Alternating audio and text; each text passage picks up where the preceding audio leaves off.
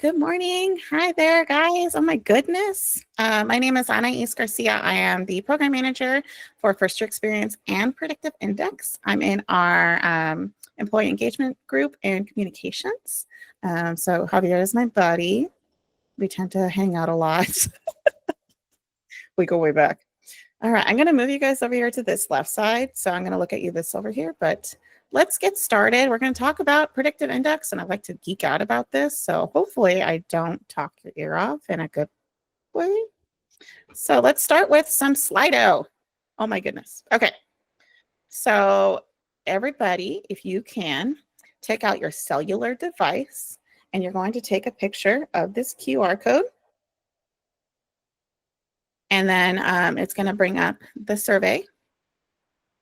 Everybody join in. Get in there. Okay, so let's start off. Let's see where you guys are coming from. So what division do you work in? And if you could be specific, that would be great. So like Chandler MVD or, South Phoenix. Nice. Policy. Nice. Okay. FMS. Regulatory. Oh my gosh, we have such a big variety here, guys. Ooh, communications. Represent. Third party program. PDO, Tucson. Oh my goodness. I love this. And usually what happens is the more people that kind of type, the larger your thing comes up. So, get your group. If you're all in there together, get everyone to make sure that they type it in. A lot of FMS and MPD. Third party. Audit. Ooh, CDL audit. Okay. HR. I think that's Sarah. I think I saw her. Awesome. EBD, ECT. Awesome. EO Phoenix. That's Equal Opportunity Office, I think. Awesome, guys. That's a good chunk of you. Thank you so much. Ooh. Utilities and Railroad. State Engineer's Office. Oh my goodness. I love this. Ooh, what's AAC? Who are you? What do you do? Type it in the chat. I don't know what AAC means. All the acronyms we have, All right. So let's move on to the next question. I love that you guys are all taking, some action on this. All right. So, let's start with, have you heard of predictive index or PI? And be honest. If you really don't know what the heck it is, let me know.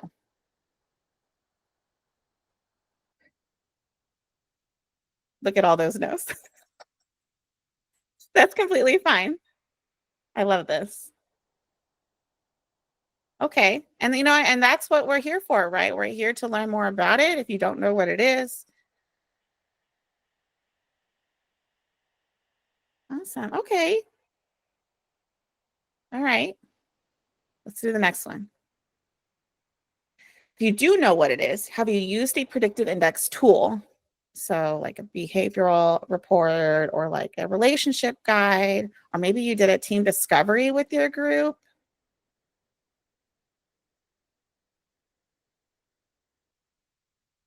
Nice. Okay. Okay. That's doable. A good half and half. So we're going to kind of, if you have, so bonus points. I don't know if you guys get extra credit for being here, but if you have your materials with you, like I know Pamela ran and grabbed it, then that would be great. If you can look it up in your email. Most of the time I do send it out to you guys. I just had some hiccups recently with not getting notifications that you did complete it. So I'm a little behind. I'm going to try to catch up though, because I figured out what the issue was. But a good chunk of you guys should have received your materials from me in the past. Okay, awesome. I think that's the last one. Oh, wait. Okay, actually, no, don't do that one yet. We'll come back. Okay, so let me do this here. Thank you guys for doing that. It just kind of helps us, understand what information you guys have and what kind of, where you're coming from. So let's talk about what is predictive index, or what we commonly refer to as PI. So this is a strengths-based assessment. So there's no negative actions or anything negative about it that comes about. It is not a test, so you can't, fail, or, there's not a better PI than another. It is a survey just to kind of understand a little bit more about your behavioral and how you can like to communicate. So there, again, there is no good or bad. I had somebody, it's actually my husband, he took a predictive index assessment for a position at one of the, he's a teacher, so it's at one of the districts. And I was like, oh my gosh, what are you? What did you get? And they're like, oh, it's not a good one. I was like, what do you mean? Like, that's not how it works. And it's just, it usually comes down to a lot of self-acknowledgement, right? Like self-awareness of the type of communicator that we are. So it's not bad. So there's a lot of rigor and science that comes with PI that backs it up. So based on 100 years of data that has core drivers of human behavior, PI has over 500 validity studies. It's based on the 5-factor model of personality, which is also the same ones for Myers-Briggs, DISC, Colors. A lot of you guys know of Colors, and Hogan. They're all based on the same 5-factor model. Again, this is not a diagnosis. It's dialogue, just to kind of understand a little bit more about yourself. It's not used against you in any way. It's simply helping us understand what your needs are and how we can meet you where you're at, so that way you're the most productive and happy in the workplace. All right. Okay. So predictive index, it kind of answers the questions of how do I do my work? How do I do my best that complements the strengths of my team? It has what do I need in my environment to perform my best? So that's what's most important to me to have and why. And then we also have, how do I collaborate with others, which is a big mission, vision, and value for the agency, right? Easy to work with. So a lot of the times with the agency, we use it for recruiting, coaching, strategic planning, some leadership development and succession planning. So it has a lot of opportunities. All right. So when you get your assessment in, I have it standardized right now where you guys are getting it within your first 2 weeks of employment. So when you start with the agency, you get an invitation to the assessment from me. And you answer some questions, right? And then based off of that, it puts you down into 4 personality drives, okay? So we have our dominance, which is the degree to which we want to seek control of our environment. We have our extroversion drive, which is us seeking for that social interaction with others.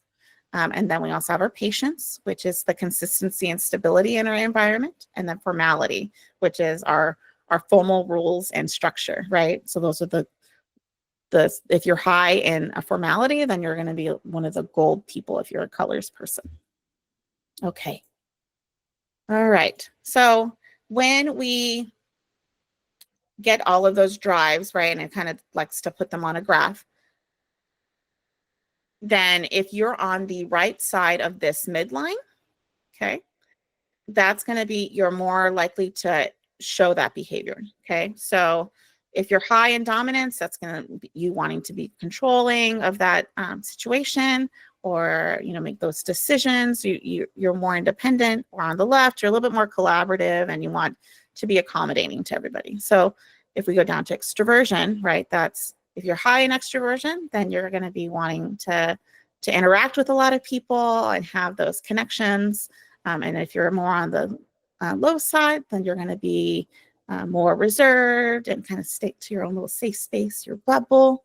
Then we have our patience, which if you're high on that, then you want to have stability, stuff that you like, not a lot of change, right? You don't want something to be a day-to-day, like you don't know what's going to happen or not what to expect. So if you're on that left side, then, you want things to keep moving. And you don't really have a lot of patience when it comes to I guess, things happening around you. Then we have a formality, right? So that's going to be, if you're high on that, you want to have, like, you're the let's bring out the policy manual, right?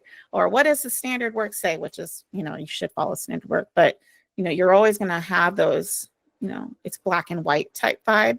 But if on the left, you're more like, what rules, and all that kind of stuff. So you're a little bit more flexible and casual when it comes to things, and, a little informal, when it comes to all that kind of stuff too. Okay, so now, based off of all of that, and it puts you on the graph, it scatters you around, okay? It breaks you down into some reference patterns, okay? So these are the 17 most common patterns that PI refers to as a reference pattern. They all have been given names and an icon to make them a little bit easier to relate to and help identify them. They also run on a spectrum. So there will be variations of behaviors within a reference pattern. So I don't know if Matthew Garcia is in here, but Matthew Garcia and me, we both had the same PI profile. We're both altruists, but we have different degrees. Our graph is going to be a little bit different. So just because we're the same reference pattern, that doesn't necessarily mean we behave the same way 100% of the time. We're still individuals, okay? And the most common ones in our agency are operators and craftsmen, which they also changed craftsman to artisan to be a little bit more rounded about when it comes to,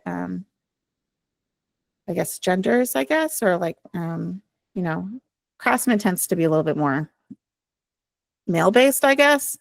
I didn't make the rule. So they changed it to artisan. All right, so actually let's go back to this Slido and let's see, oops. No. Here we go. All right. So those of you that do have your profile results, tell me what you are. Let's see it. And I wish this used to be a circle.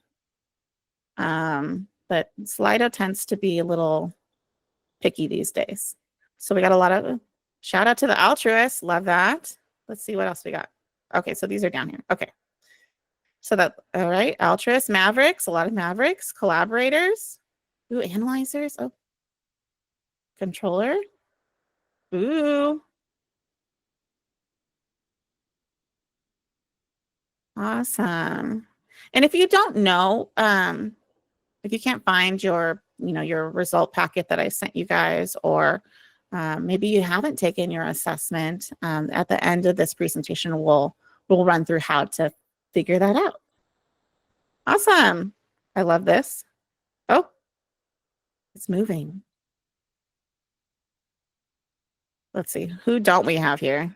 Okay, we don't have any individualists or specialists. Look at that. Who's our guardian? Who's the guardian in the group here? Looks like there's probably only one of you. No shame. Be proud. Aaron, thank you. Oh, Patricia, are you a guardian too? Awesome. Oh, great. Okay. Okay. Awesome, guys. Well, let's, especially those of you that do have your packet with you, again, search me and you'll find it for Predictive Index. Okay, so let's go back to the presentation and let's talk about that packet a little bit more. And it has visuals. So if you guys, come back to this because this is being recorded, then you can, go back to it and review it. Okay. So when I get your results, I send you guys your packet and it has a bunch of tools for you. So the first one that you're going to see is your behavioral report. It's what it's called. So this one's going to have a graph on the top, which is on the screen.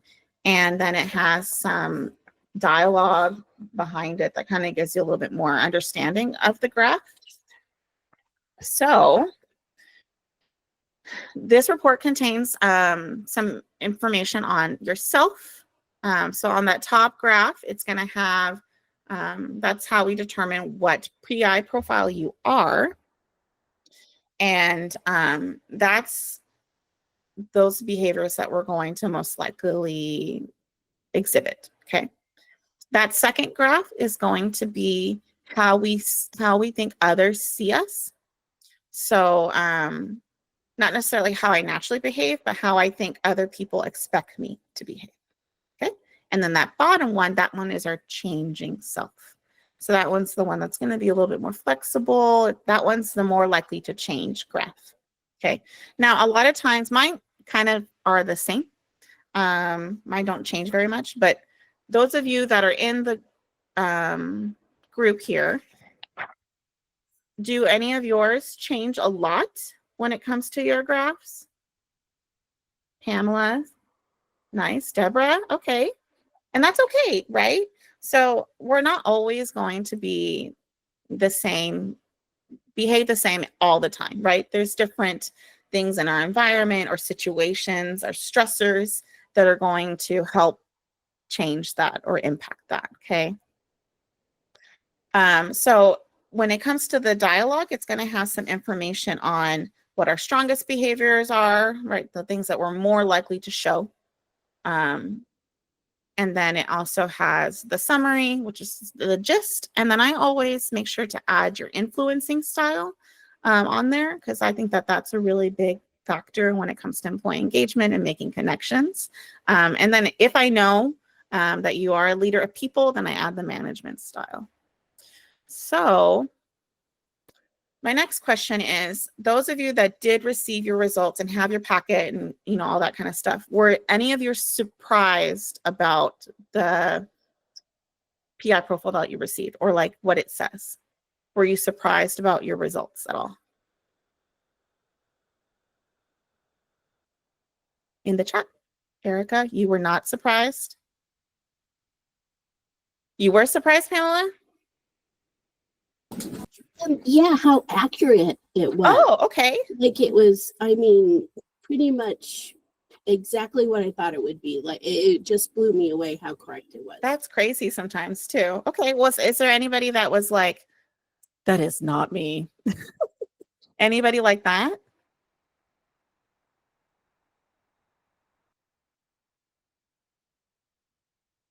You disagree with your results, Melissa? No, I was saying that no, I was not surprised. Okay. Yeah. Okay. Yeah, there was a little bit of just like in comparison to like my Myers-Briggs, like 16 personalities, like my extroversion came up much higher on this predictive index versus the Myers-Briggs, which was a little bit surprising to me, but I think it makes sense for maybe my work personality. Yes, I was exactly going to say that just now. So I'm actually I'm an INFJ. And when you look at my profile, my extroversion's on the higher end, which is surprising, right? But at work, I want to interact with you guys. You know, that's my job.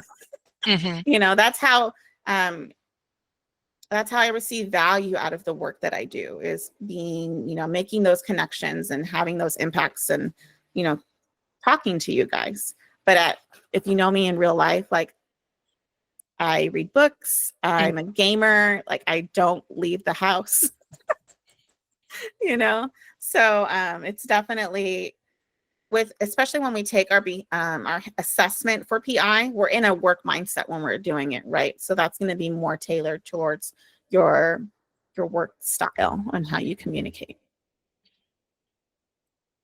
Nice. All right. Okay. So let's move on to the next one. All right. So the next one that you're going to see is the placard. Has anyone seen a placard in their work group before? Does anyone have placards posted on their cubicles? Sarah? Love that. I love to hear that. Love to hear that, Sarah.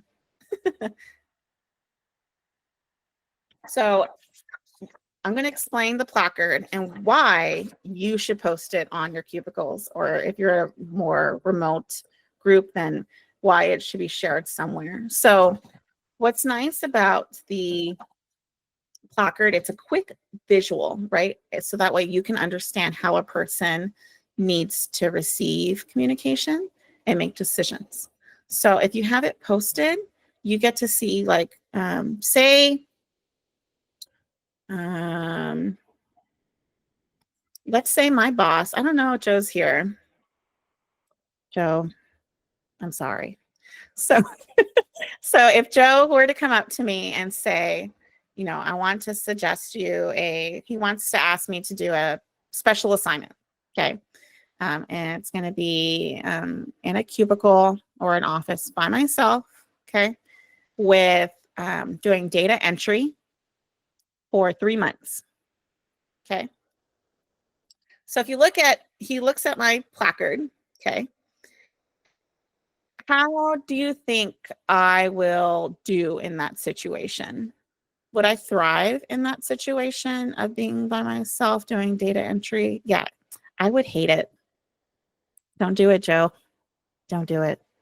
But if he asked me, yeah, I'd probably do it. But I'd see like, maybe 3 weeks. No, rotating.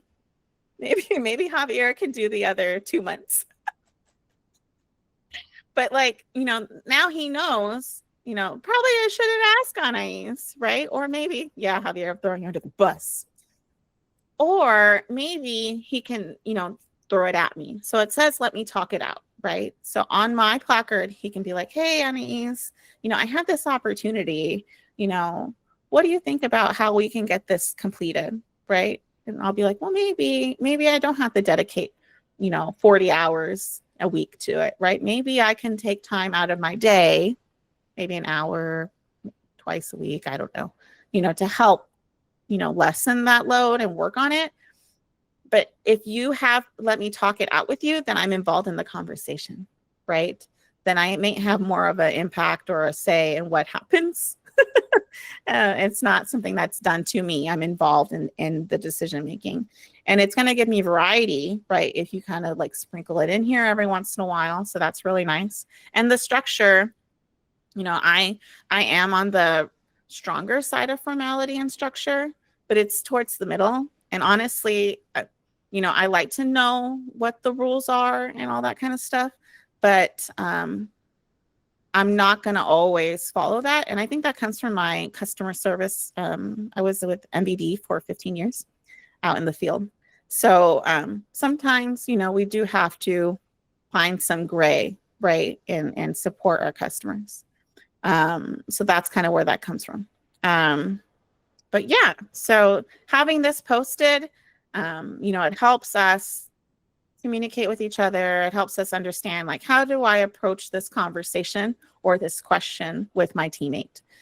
So if you have it posted, you know, on the cubicle or maybe somewhere, like if you're a virtual workspace, maybe like a shared drive with all of them, that's great. I know Sarah, we did a team discovery with her group, and she said that they use these. Are they on your cubicles, Sarah? Yep. Nice. Do you guys use them? Yeah. Yeah, right. I think one of my team members is here, but yeah, oh yeah, there she is. Yeah, we do use them all the time. Oh, nice. Can you give me like an example without throwing someone under the bus of like how it helped you? Yeah, I would say we do run into a lot of projects that sometimes are like very last minute. And so, yeah, we like to talk it out. Most of the people in our team are that way too.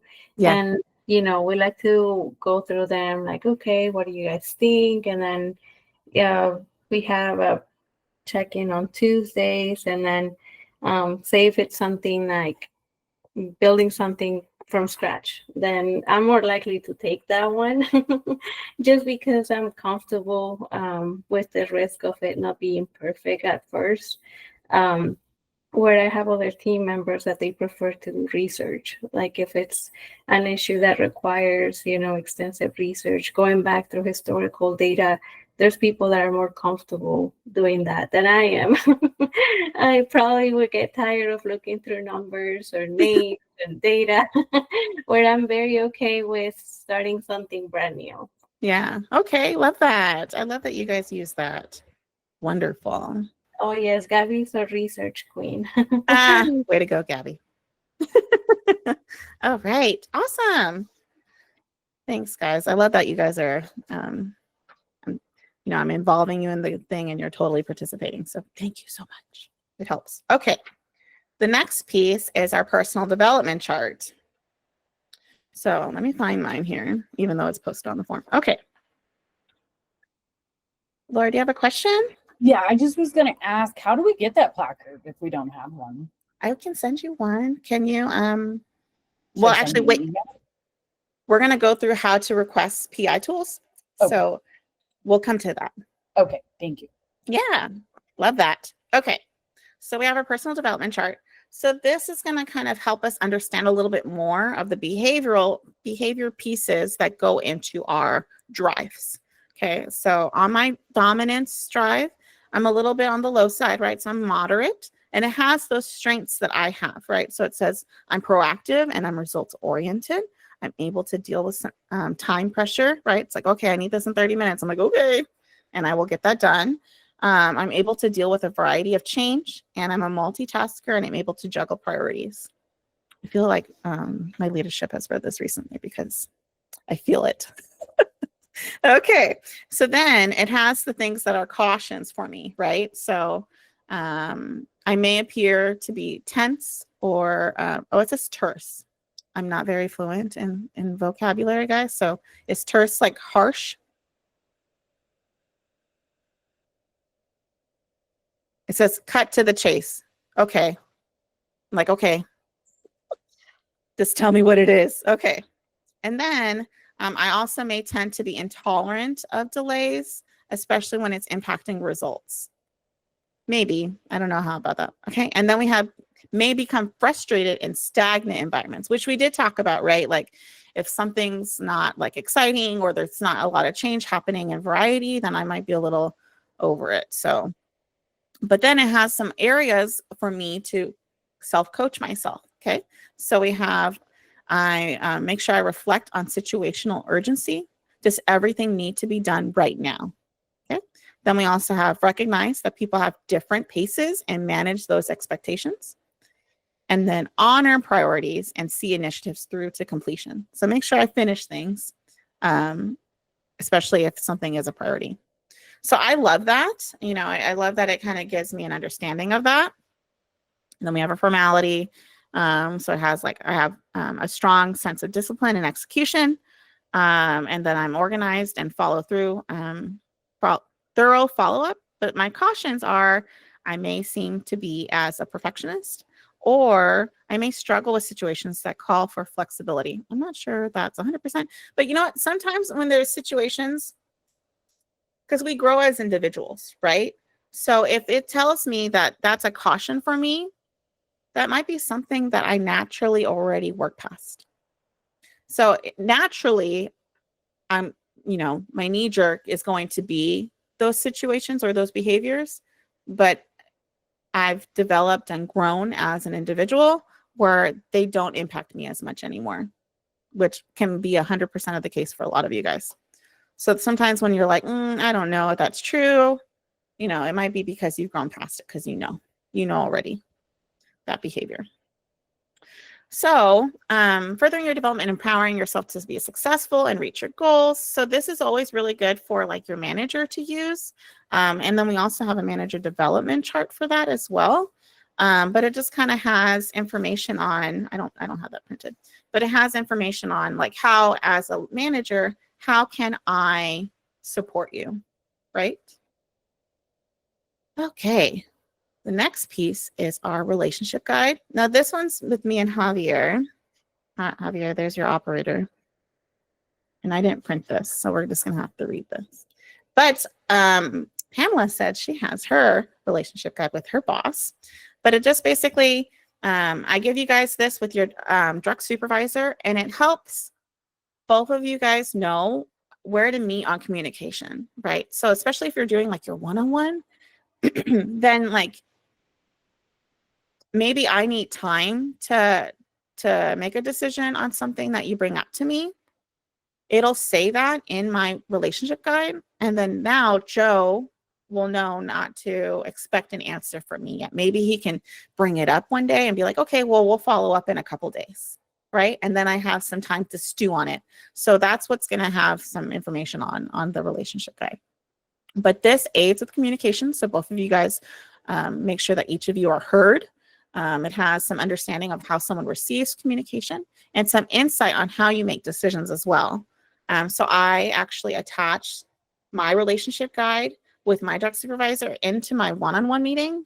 So that way, before my meeting, then I can I can maybe review this and know how to tackle the information that I want to provide to my leader, or vice versa. Has anyone used the relationship guide before?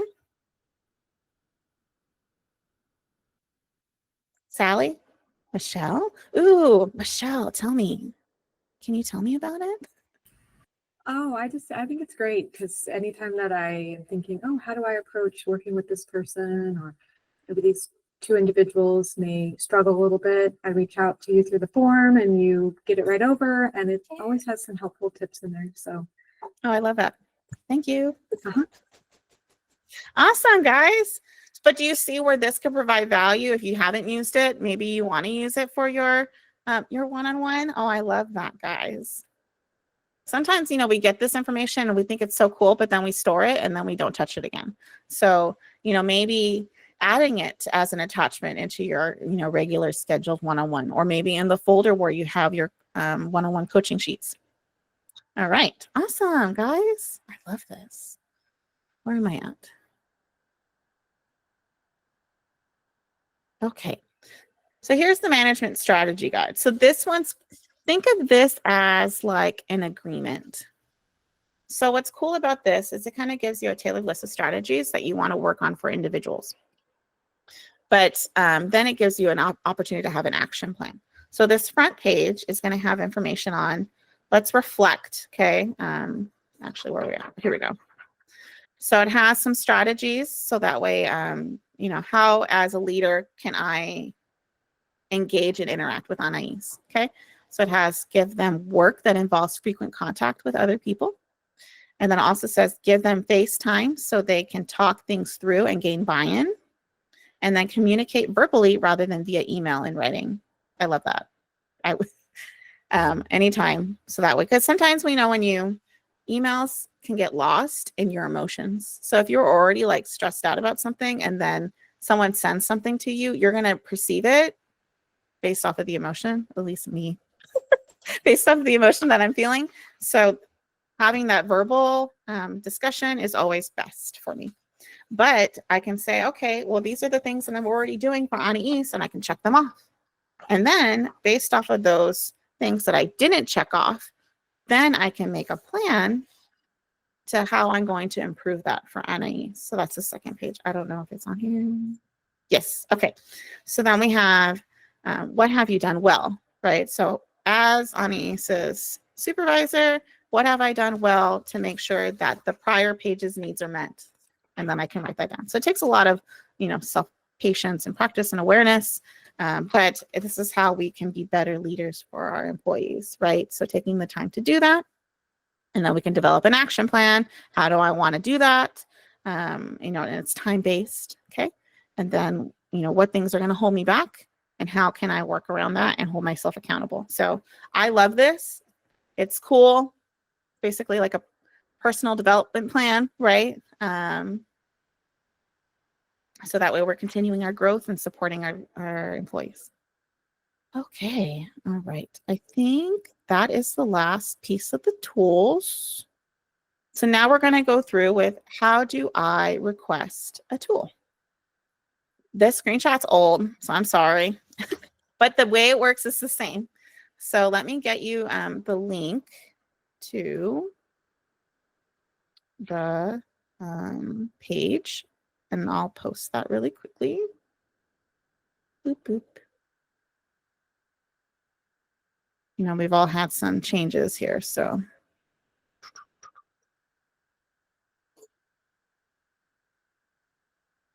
Predictive index. There you are. Okay. Copy. Okay. My chat's been moving and I didn't see it. I'm sorry, guys. Okay. So here's the link to the intranet page for Predictive Index, but it has actually, we'll just share the page. Why not, right? We'll be interactive. Okay. So we have a page. So it kind of gives you a gist of what PI is. And then we have our request form. It is a Google form. And you just type in your name, what tool you're requesting. And if you are like, say you're requesting like a direct reports PI assessment or results, then you will just type in their information here. But we have our self-behavioral assessment. So like if you haven't taken your PI assessment yet and you want to do that, then you will send me a request using that checkbox. And you can request multiple ones too, if you wanted to. This direct report is, obviously if you're a leader of people.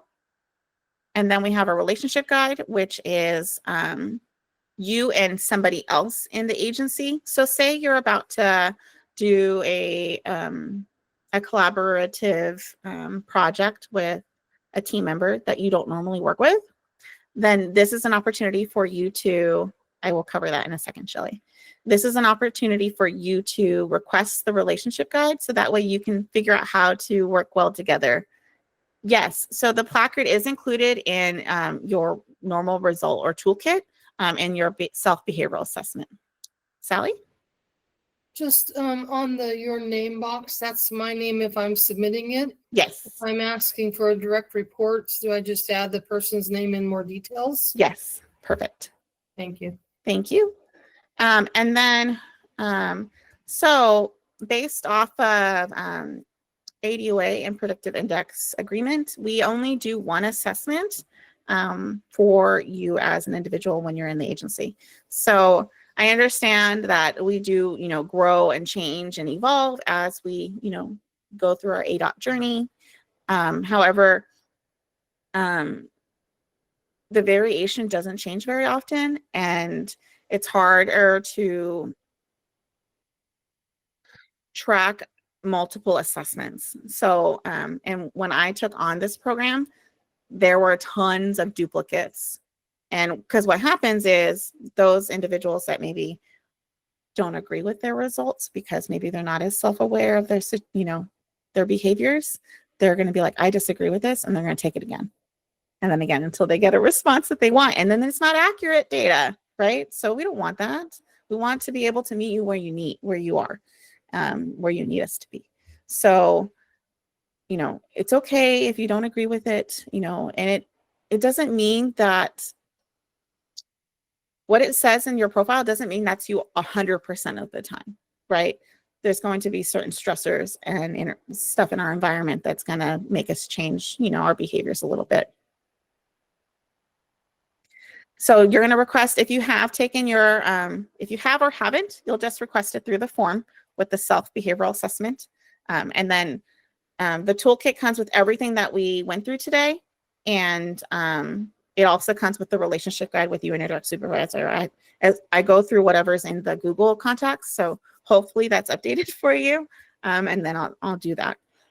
Let me see. Let me scroll up a little bit, because I did not know you guys were talking. I know you guys want to do it again, but it doesn't change very much, because there's even somebody else that took it with another. There's multiple people that have taken the assessment in other state agencies, and then they take it here and it's the same result. So it doesn't change too much.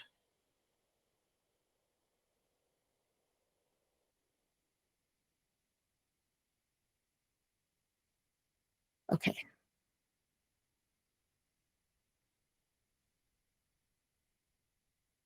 What do you do if you and your supervisor are polar opposites?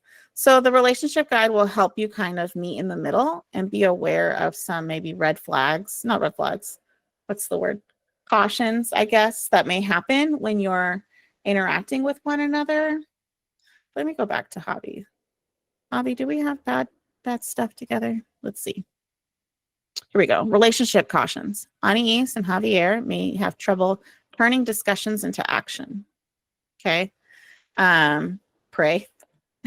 you're going to collaborate and you're going to work together and you're going to meet in the middle with the tools that we can provide you. So we have for me and Javi, so we might just always talk about something, but we may have a hard time actually like moving forward with the decisions, which I do kind of see happening now that I think about it. Sometimes we'll be like, yeah, let's meet up and do this. And then we kind of have a hard time kind of solidifying things. Javier may be overwhelmed by Anais' eagerness to have a conversation. He's like, Anais, please shut up, right? And he also has a tendency to adapt or yield or preserve the friendship. So he might just be like, just to kind of let me appease me, maybe. And then we also have kind of communication between Anais and Javier may falter if they become too focused on individual work. So we need to make sure that we always meet up with each other to support each other and the work that we're doing together. So that way we're not siloing ourselves from one another. And then Anais' tendency to rush conversations may frustrate Javier. I'm sorry. And then Javier's tendency to adapt or yield. Yeah, we did that. So yeah, so it's going to give you some information like that. I did see some hands. I'm so sorry. Peng? I was just typing it in. Oh, tell So I came into my role and I have two direct reports that were already here prior to me. I have not asked them if they've taken one before. How would they find out if they have? If you want to request them to take it, or if you want the results, then just do the same request that we were walking through. And then if they haven't taken it, then I'll send the request to take the assessment. Perfect. Thank you. You're welcome. And who was the other one? Laura? I think. Who was the other hand? No, I was just for a moment, like you weren't sharing your screen. We're still seeing the PI. Oh, here we go.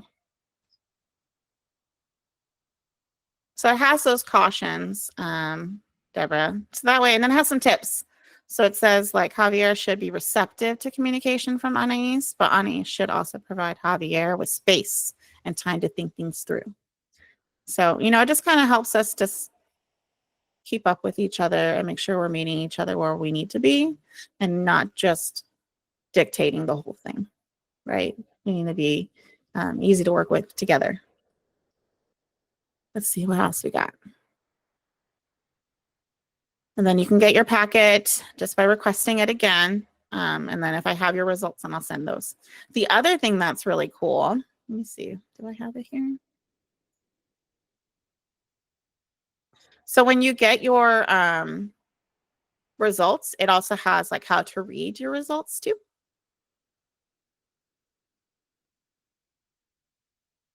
Correct, but I'll show you as a really fun tool I have too. But this is how you guys are going to be able to review and understand your profile results there. So that's standard work in there that you'll receive in your packet. And then what's really cool, this is out of date. So we're just going to pull this and then we're going to go to the predictive index dashboard here. Thank you, Robert, for letting me know I wasn't sharing my screen. Okay. So the wonderful Jason Leonard is my data analyst and he is wonderful. So we track everyone in the agency that has or has not taken a behavioral assessment. We might have some data gaps right now because of AZ 360, sorry, HR. So there might be some gaps here for that, but we are working through them. And you'll see that we have 58% of the agency has completed their assessment. So we have results for them. And the most common one is operator. So it's broken down here. Then you can use this little tool to see a sneak peek of what someone else's results are. So like we can look up, a name. Let's see. Sorry, Pamela. You knew you were going to be my guinea pig. You're good. All right. And it's not going to show your actual results, but it does let us know that Pamela is an adapter. And if you don't know what that is, then you can go over here to predictive index types, and then you can click on adapter. Look at that chameleon. And then it'll kind of, this is just the generic, you know, what an adapter is. This isn't Pamela's results specifically. Oh, sorry. Boop. But it kind of gives us an understanding a little bit more about, you know, her profile and her results. All right, let's see. So this is kind of the closest you can get to see someone else's without requesting them from me. You know, but it's quick, kind of gets the point across, right? Let's see. Is it shared with your upline for means to understanding or only if shared? So when you are first hired, I guess, and you get your assessment and then I send you your results, I CC your direct supervisor.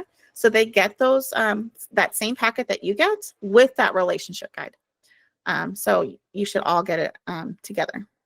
Now, when you say you promote into a different position or you transfer, or maybe you get a new supervisor or new direct, I won't know that unless someone requests it again. And then we'll go through it. Let's see who else. Is it shared? Okay. Any other questions? I love this. I think that was the last of my thing anyway. So now it's just open it up for you guys. Throw it at me. Laura. Okay, so I know you said we only get to do one in our Yeah. ADOT career, but I was one of the first, I think, when we first got this. Have the questions really changed, or is it all pretty much it's the same? The way that the assessment works is it's the same because it's backed by science. Right. And I read somewhere that like your actual personality is pretty much solidified by the age of 2. So like you know how you are, if you're stubborn, you're going to be stubborn for the rest of your life, right? And your parents know that when you're little. So you know, of course you're going to evolve and grow and develop, right? But your, you know, core self doesn't really change much. So Very interesting. Thank you. Nikki,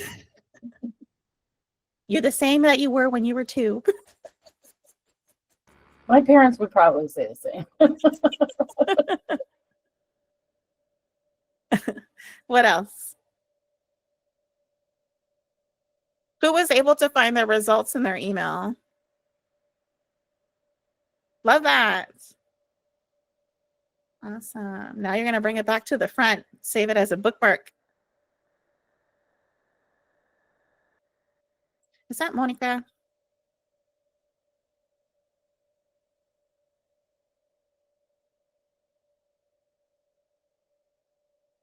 Right?